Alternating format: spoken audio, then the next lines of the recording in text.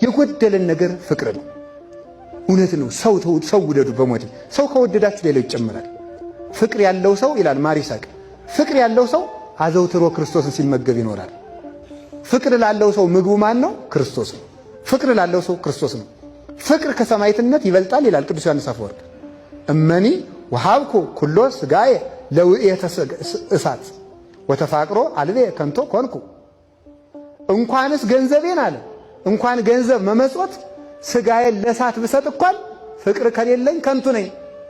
በእሳት ተቃጥሎ ከመሞት ከሰማዕትነት በላይ ሰው መውደድ ይበልጣል።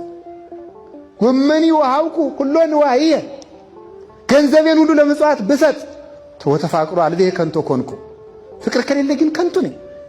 ከመከበሮ ዘይዘበጥ ወመኒ አይመርኩ ኩሎ ነገረ ኩሉ ሰብ ወነገረ ኩሉ መላእክት ተፋቅሮ አልቤ ከንቶ ኮንኩ።